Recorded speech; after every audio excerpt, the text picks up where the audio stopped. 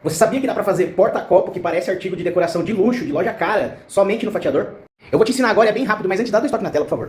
Ó, então aqui no fatiador com a mesa vazia, você vai adicionar primitivo, escolher disco, e aí com o seu disco adicionado, você vai apertar o botão S de escala e você vai selecionar o tamanho que você quer com a escala uniforme desligada. No tamanho maior que eu fiz, eu selecionei 100mm e 4mm de altura. E aqui está feito a primeira parte do nosso porta-copo. Você clica com o botão direito de novo, adicionar parte negativa e você vai selecionar outro disco.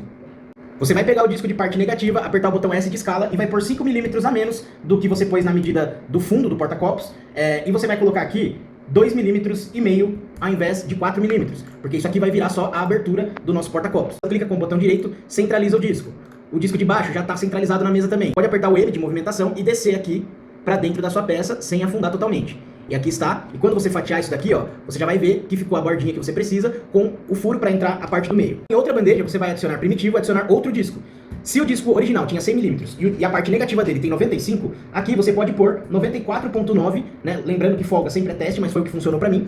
E na espessura dele, você pode pôr 2mm também. Na verdade, você vai pôr 1mm e 95, 1.95mm, para que ele fique nivelado. Ou seja, fazendo isso, com essas medidas que eu passei, você vai ter este resultado aqui, onde não sobra nenhuma parte aqui acima da borda. Se eu fatiar o disco de cima desse jeito, eu só vou ter um disco liso. Não é isso que eu quero, então eu vou selecionar a peça, vir na seleção de objetos, vou manter as voltas de parede em 3, para ter uma peça, a volta da peça minimamente resistente. Aqui, na camada de topo, eu vou zerar ela. E na camada de base, eu vou fazer a mesma coisa. De fundo, né? Eu vou fazer a mesma coisa, eu vou zerar ela. E aí que mora o pulo do gato, porque o que gera esses padrões aqui? É o próprio padrão de preenchimento do fatiador. Então se eu selecionar giroide com 10% e fatiar, eu vou ter esse resultado aqui, ó. Esse vai ser o padrão que vai ficar a minha peça, como essa daqui. Agora, se eu voltar aqui e colocar 25% de preenchimento, por exemplo, e fatiar de novo, eu vou ter um outro padrão, um pouco mais fechado ali do giroide. E se eu trocar isso, então? Se eu trocar de giroide para line, por exemplo, com 25%, eu vou ter este padrão aqui.